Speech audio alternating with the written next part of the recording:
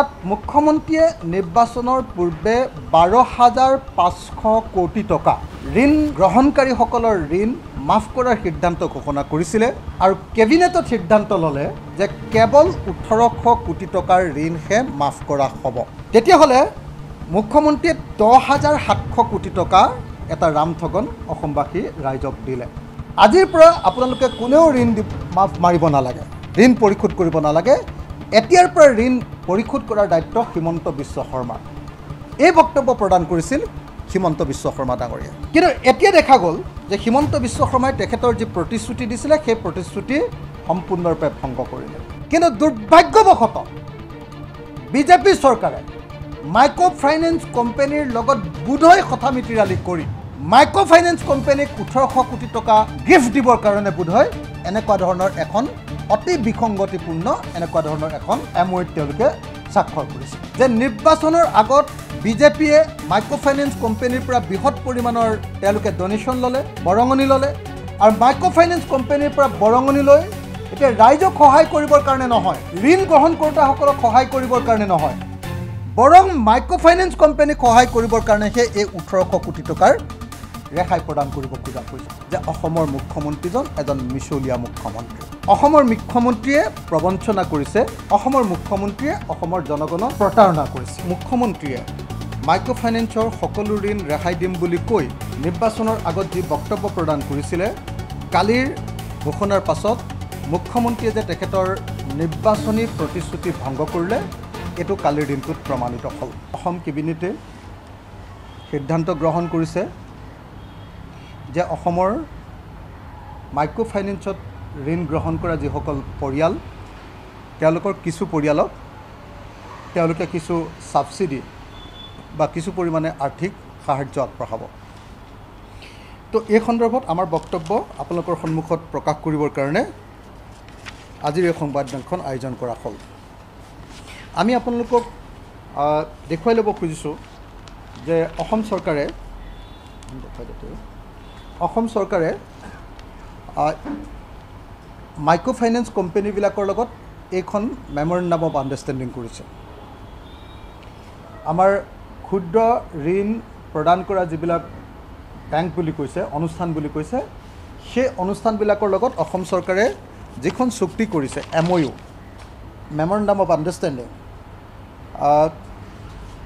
এই memorandum of আণ্ডাৰষ্টেণ্ডিংখন আপোনালোকে দেখিছে ইয়াতে অসম চৰকাৰৰ ফাইনেন্স ডিপাৰ্টমেণ্টৰ বিষয়াসকলৰ স্বাক্ষৰ আছে আৰু অসম চৰকাৰৰ ফাইনেন্স ডিপাৰ্টমেণ্টৰ বিষয়াসকলৰ চহী থকাৰ উপৰিও লগতে সকলোবিলাক কোম্পানীৰ স্বাক্ষৰ ইয়াত গ্ৰহণ কৰা হৈছে। আমি এই যিখন MOU হৈছে, বুজাবুজিৰ চুক্তি হৈছে, এই বুজাবুজিৰ চুক্তিখন খুব মাইনিউটলি, খুব গুৰুত্ব সহকাৰে আমি পঢ়িছিলোঁ আৰু পঢ়াৰ পাছত আমি মুখ্যমন্ত্ৰীৰ কালিৰ ঘোষণা, মাইনিউটছত লিখা যি চুক্তি, মানে MOU যিখন বুজাবুজিৰ চুক্তি, এই দুটাখনৰ ভিত্তিত আমি আমাৰ বক্তব্য দাঙি ধৰিব খুজিছোঁ। মই আপোনালোকক প্ৰথমতে জনাব খুজিছোঁ যে মুখ্যমন্ত্ৰীয়ে মাইক্ৰ' ফাইনেন্সৰ সকলো ঋণ ৰেহাই দিম বুলি কৈ নিৰ্বাচনৰ আগত যি বক্তব্য প্ৰদান কৰিছিলে, কালিৰ ঘোষণাৰ পাছত মুখ্যমন্ত্ৰীয়ে যে তেখেতৰ নিৰ্বাচনী প্ৰতিশ্ৰুতি ভংগ কৰিলে, এইটো কালিৰ দিনটোত প্ৰমাণিত হ'ল।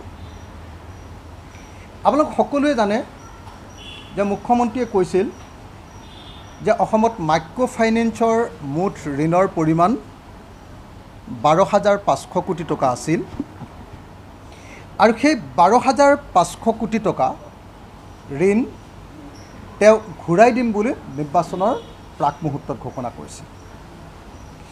কালি যিমান ঘোষণা কৰিলে সেই পৰিমাণটো হ'ল 1800 কোটি টকা।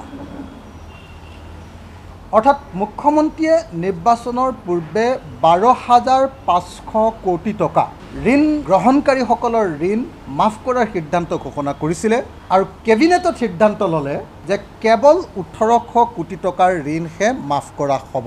তেতিয়াহ'লে মুখ্যমন্ত্ৰীয়ে 10,700 কোটি টকা এটা ৰামঠগন অসমবাসী ৰাইজক দিলে।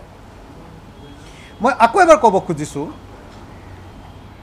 যে নিৰ্বাচনৰ সন্মুখত তেতিয়াৰ অসমৰ বিত্তমন্ত্ৰী আৰু অসম বিজেপিৰ আচলতে মুখ্যমন্ত্ৰীৰ সেই সময়ৰ প্ৰাৰ্থী হিমন্ত বিশ্ব শৰ্মাই কৈছিলে যে বিজেপি চৰকাৰ পুনৰ ক্ষমতালৈ আহিলে তেওঁলোকে মাইক্ৰ' ফাইনেন্সৰ 12,500 কোটি টকাৰ ঋণ ঘূৰাই দিব। মই তেতিয়া জেইলত আছিলোঁ, মই তেতিয়া টিভি চাবলৈ সক্ষম হৈছিলোঁ আৰু টিভিত মই মুখ্যমন্ত্ৰীৰ বক্তব্যত সঘনে শুনিছিলোঁ এইবুলি কোৱা, বুকু ডাঠ কৰি বুকুত হাত থৈ কোৱা মই শুনিছিলোঁ যে আপোনালোক মহিলাসকলে আৰু কোনেও ঋণ মাৰিব নালাগে, আমি মাইক্ৰ' ফাইনেন্সৰ ঋণ মাৰিম। আজিৰ পৰা আপোনালোকে কোনেও ঋণ মাৰিব নালাগে, ঋণ পৰিশোধ কৰিব নালাগে, এতিয়াৰ পৰা ঋণ পৰিশোধ কৰাৰ দায়িত্ব হিমন্ত বিশ্ব শৰ্মাৰ। এই বক্তব্য প্ৰদান কৰিছিল হিমন্ত বিশ্ব শৰ্মা ডাঙৰীয়াই। কিন্তু এতিয়া দেখা গ'ল যে হিমন্ত বিশ্ব শৰ্মাই তেখেতৰ যি প্ৰতিশ্ৰুতি দিছিলে সেই প্ৰতিশ্ৰুতি সম্পূৰ্ণৰূপে ভংগ কৰিলে। আনকি নিৰ্বাচনত জয়ী হৈ তেতিয়া তেখেত মুখ্যমন্ত্ৰী হ'ল, মুখ্যমন্ত্ৰী হোৱাৰ পাছতো হিমন্ত বিশ্ব শৰ্মাই ঘোষণা কৰিছিলে যে তেখেতৰ ৱৰ্ড ইজ ৱৰ্ড, তেখেতে যি প্ৰতিশ্ৰুতি দিছে সেই প্ৰতিশ্ৰুতি ৰক্ষা কৰিব আৰু 12,500 কোটি টকাৰ ভিতৰত 12,500 কোটি টকাই ঋণ তেওঁ মাফ কৰিব। আৰু তেওঁ এই বক্তব্যই অসম বিধানসভাত দিছিলে যে এই 12,500 কোটি টকাৰ ঋণ মাফ কৰিবলগীয়া হোৱাৰ কাৰণে অসমৰ অৰ্থনৈতিক যিটো অৱস্থা সেই অৱস্থাটোত কিছু জটিলতা আহিব, এই বক্তব্যৰ প্ৰকাশ কৰিছিলে। কিন্তু দুৰ্ভাগ্যবশতঃ কালি ধেমাজিত যি বক্তব্য মুখ্যমন্ত্ৰীয়ে প্ৰদান কৰিলে সেই বক্তব্যই প্ৰমাণ কৰিলে যে অসমৰ মুখ্যমন্ত্ৰীজন এজন মিছলীয়া মুখ্যমন্ত্ৰী। অসমৰ মুখ্যমন্ত্ৰীয়ে প্ৰবঞ্চনা কৰিছে, অসমৰ মুখ্যমন্ত্ৰীয়ে অসমৰ জনগণক প্ৰতাৰণা কৰিছে। বিশেষভাৱে যিসকলে ঋণ লৈছিলে, আপোনালোকে সকলোৱে জানে যে মাইক্ৰ' ফাইনেন্সৰ ঋণ লৈ বহুতে ছুইচাইড কৰিবলগীয়া অৱস্থা হৈছিলে। মাইক্ৰ' ফাইনেন্সৰ ঋণ লৈ বহুতে নিজৰ ঘৰৰ মাটি সম্পত্তি বিক্ৰী কৰি দিবলগীয়া হৈছিলে। এইবুলি অভিযোগ উঠিছিলে যে মাইক্ৰ' ফাইনেন্সৰ ঋণ লৈ বহু মহিলাৰ সতীত্ব হৰণ হৈছিলে। এই আটাইবিলাক অভিযোগ, প্ৰতি অভিযোগ, আপত্তিৰ পাছত বিজেপি চৰকাৰে ঘোষণা কৰিছিলে, বিজেপিৰ মন্ত্ৰী বিত্তমন্ত্ৰী হিমন্ত বিশ্ব শৰ্মাই ঘোষণা কৰিছিলে, বিজেপিৰ মুখ্যমন্ত্ৰী প্ৰাৰ্থীজনে ঘোষণা কৰিছিলে যে মাইক্ৰ' ফাইনেন্সৰ সমস্ত ঋণ ৰেহাই দিয়া হ'ব। আৰু এতিয়া সৰ্বশেষত কালি ধেমাজিত তেওঁ ঘোষণা কৰিলে যে মাইক্ৰ' ফাইনেন্সৰ সামান্য ঋণৰ ৰেহাই নহয়, কেৱল ছাবচিডিহে দিয়া হ'ব। মই আকৌ এবাৰ কৈছোঁ, 12,500 কোটি টকাৰ ঋণ ৰেহাইৰ কথা কৈ এতিয়া কেৱল 1800 কোটি টকাৰ ঋণ ৰেহাই ঘোষণা কৰিছে, অৰ্থাৎ 10,500 কোটি টকাৰে ঋণ ৰেহাই নিদিওঁ বুলি তেওঁ ঘোষণা কৰিছে। মই আকৌ এবাৰ ক'ব খুজিছোঁ যে অসমত মাইক্ৰ' ফাইনেন্সৰ ঋণ লোৱা মুঠ মানুহৰ সংখ্যা 27 লাখ। আৰু মুখ্যমন্ত্ৰীয়ে কৈছে যে তেখেতৰ 1800 কোটি টকাৰ যি ঋণ ৰেহাই দিয়াৰ ঘটনা, সেই ঘটনাটোৱে কেৱল 11 লাখ ঋণ গ্ৰহণকাৰীকহে ঋণ মাফ দিয়া হ'ব। 27 লাখ ঋণ গ্ৰহণকাৰীৰ ভিতৰত কেৱল 11 লাখক মাফ দিয়া হ'ব। 12,500 কোটি টকাৰ ভিতৰত কেৱল 1800 কোটি টকাৰ ঋণ মাফ দিয়া হ'ব বুলি ঘোষণা কৰা হৈছে। আমি এই চুক্তিখন পঢ়ি চাইছিলোঁ, মাইক্ৰ' ফাইনেন্স কোম্পানীৰ লগত কি চুক্তি কৰা হৈছে। আমি ইয়াৰ কপি আপোনালোকৰ হাতত ইতিমধ্যে প্ৰদান কৰিছোঁ, বুজাবুজিৰ চুক্তিখন। ইয়াত কোৱা হৈছে যে যিসকল দেনাদাৰে নিয়মীয়াকৈ ডেজ পাষ্ট ডিউ DPDৰে ঋণ পৰিশোধ কৰি আছে তেওঁলোকক এককালীন সাহায্য হিচাপে 25,000 টকাকৈ ঋণ মাফ কৰিব। অৰ্থাৎ এই চুক্তিখনত কোৱা হৈছে যে কোনোবাই যদি 1 টকাও ঋণ, এমাহৰ কাৰণেও ঋণ তেওঁলোকে দিব পৰা নাই, অৰ্থাৎ তেওঁলোকৰ ঋণ দি থকাৰ ক্ষেত্ৰত যদি ব্ৰেক হৈছে, নিয়মীয়াকৈ যদি তেওঁলোকে ঋণ ঘূৰাই দিব পৰা নাই, তেতিয়াহ'লে তেওঁলোকক এই ছাবচিডি দিয়া নহয়। কাক দিয়া হ'ব বুলি কৈছে? যিসকল দেনাদাৰে নিয়মীয়াকৈ ডেজ পাছ ডিউ ঋণ পৰিশোধ কৰি আছে তেওঁলোকক এককালীন সাহায্য হিচাপে 25,000 টকা দিয়া হ'ব। অথচ মুখ্যমন্ত্ৰীয়ে নিজে কৈছিলে যে আপোনালোকে এতিয়াৰ পৰা আৰু ঋণ ঘূৰাই দিব নালাগে, এই দায়িত্ব মোৰ।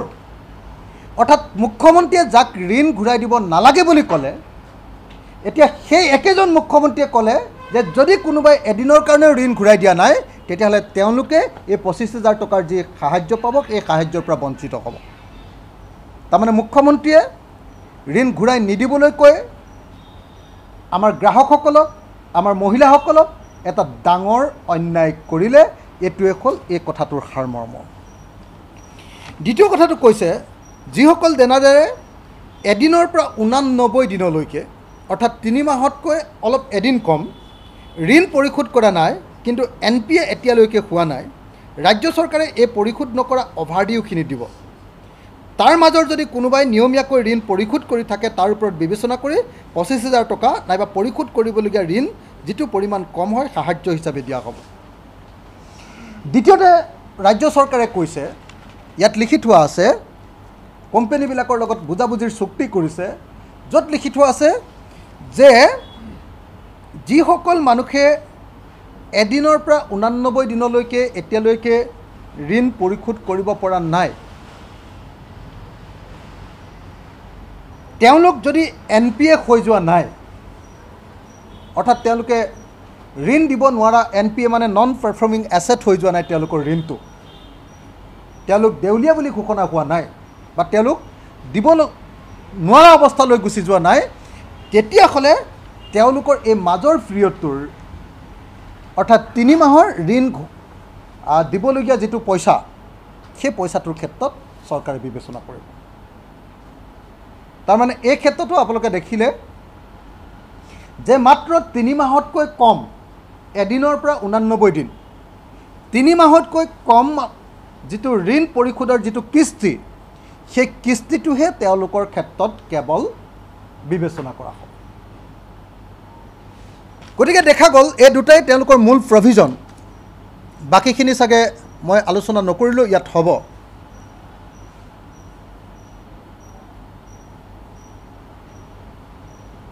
এই দুটা প্ৰভিজনে কেৱল চৰকাৰে দিছে।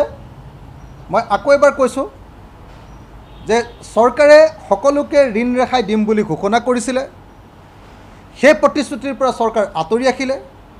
মুখ্যমন্ত্ৰীয়ে মিছা কথা ক'লে, মুখ্যমন্ত্ৰীজন মিছলীয়া হিচাপে পৰিগণিত হ'ল, মুখ্যমন্ত্ৰীয়ে প্ৰবঞ্চনা কৰিলে, মুখ্যমন্ত্ৰীয়ে প্ৰতাৰণা কৰিলে, আৰু তাৰ বিপৰীতে আজিৰ দিনটোত ক'লে যে চৰকাৰে কেৱল সেইসকল মানুহৰহে ঋণ ৰেহাইৰ ক্ষেত্ৰত বিবেচনা কৰিব যি ৰেগুলাৰলি ঋণ ঘূৰাই আছে। অথচ মুখ্যমন্ত্ৰীয়ে ঘূৰাব নালাগে বুলি কৈছিলে। ৰেগুলাৰলি যি ঋণ ঘূৰাই আছে তেওঁলোকৰ ক্ষেত্ৰত সৰ্বোচ্চ 25,000 টকালৈকেহে তেওঁলোকক চোৱা হ'ব বুলি কৈছে। কিন্তু তাতো আৰু এটা চৰ্ত দিছে যে যদিহে তেওঁলোকৰ ঋণৰ পৰিমাণ 1,25,000, তাতকৈ যদি বেছি হয় তেতিয়াহ'লে 1,25,000তকৈ ধাৰ থকা মানুহৰ ক্ষেত্ৰতো ঋণ এই 25,000 টকাৰ যিটো ঋণ মাফৰ কথা আছে সেইটো তেওঁলোকে নামানে। অৰ্থাৎ এই যি বুজাবুজিৰ চুক্তি কৰা হৈছে, এই বুজাবুজিৰ চুক্তি অনুসৰি অসমৰ বেছিভাগ মহিলাই সেই 25,000 টকাটো নাপায়। অৰ্থাৎ এই বুজাবুজিৰ যি চুক্তি কৰা হৈছে, এই বুজাবুজিৰ চুক্তিখন কৰি, এই বুজাবুজিৰ চুক্তিখন মনে মনে ৰাখি, গোপনে ৰাখি মুখ্যমন্ত্ৰীয়ে কেৱল 11 লাখ মহিলাই ঋণ ঘূৰাই পাব বুলি কৈ, 25,000 টকাকৈ ঋণ ঘূৰাই পাব বুলি কৈ মিছা কথা কোৱাৰ বাহিৰে আন একো কৰা নাই।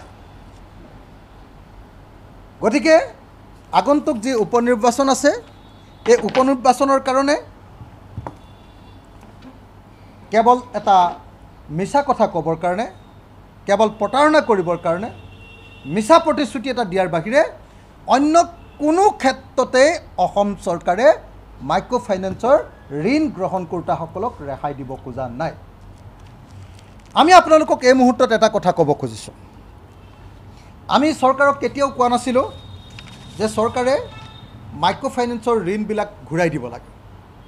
আমি বৰং কৈছিলোঁ যে চৰকাৰে এনেকুৱা এখন আইন তৈয়াৰ কৰিব লাগে যিখন আইনৰ অধীনত কোনো মাইক্ৰ' ফাইনেন্স কোম্পানীয়ে ঋণ ঘূৰাই দিব নোৱাৰা কোনো মহিলাক গৈ কোনো ধৰণৰ অত্যাচাৰ কৰি পইচা ঘূৰাই দিবৰ কাৰণে বাধ্য কৰিব নোৱাৰে। তেনেকুৱা এখন আইন বনোৱা হৈছিলে, the Assam micro' finance institution regulation of money tendering act 2021। সেই আইনখনত অতি স্পষ্ট ভাষাৰে কোৱা হৈছিলে যে যদি কোনোবাই মাইক্ৰ' ফাইনেন্সৰ ঋণ ঘূৰাই দিব পৰা নাই সেইটো ক্ৰিমিনেল কেছ নহ'ব, তেওঁলোকক এৰেষ্টো কৰিব নোৱাৰিব, তেওঁলোকক জেলো পঠিয়াব নোৱাৰিব। আৰু কোৱা হৈছিলে যে এনেকুৱা মাইক্ৰ' ফাইনেন্স ইনষ্টিটিউশ্যনৰ ক্ষেত্ৰত কোনো মাইক্ৰ' ফাইনেন্স কোম্পানীয়ে কোনো মহিলাৰ ঘৰলৈ গৈ জোৰ জবৰদস্তি কাৰোৰ পৰা টকা আদায় কৰিব নোৱাৰিব। কোনোবা এটা ৰাজহুৱা অনুষ্ঠানলৈ গৈ মাইক্ৰ' ফাইনেন্স কোম্পানীৰ বিষয়াসকলে বা যিসকলে ঋণ মানুহৰ পৰা সংগ্ৰহ কৰে, সেই কিস্তি সংগ্ৰহ কৰা মানুহবিলাকে ৰাজহুৱা স্থানৰ পৰা সেই কিস্তিবিলাক ল'ব পাৰিব, কিন্তু কোনোপধ্যে তেওঁলোকে জোৰ জবৰদস্তি কৰি কেতিয়াও মানুহৰ পৰা ঋণ আদায় কৰিব নোৱাৰিব। আমি ক'ব খোজোঁ যে এই যিখন আইন চৰকাৰে ইতিমধ্যে কৰিছিলে, the Assam micro' finance institution regulation of money tendering act 2020, এই যিখন এক্ট কৰিছিলে, সেই এক্টখন যদি কাৰ্যকৰী কৰি দিলেহেঁতেন তেতিয়াহ'লে অসমৰ মহিলাসকলে ঋণ ঘূৰাই নিদিলেও হৈ গ'লহেঁতেন। অসমৰ কোনো মহিলাক কোনো মাইক্ৰ' ফাইনেন্স কোম্পানীয়ে অসুবিধা পেলাব নোৱাৰিলেহেঁতেন। আৰু এনেকুৱা এক্ট প্ৰয়োগ কৰি আপোনালোকে সকলোৱে জানে যে অন্ধ্ৰপ্ৰদেশ বা তামিলনাডুত এনেকুৱা দুখীয়া মহিলাসকলক ৰেহাই প্ৰদান কৰা হ'ল।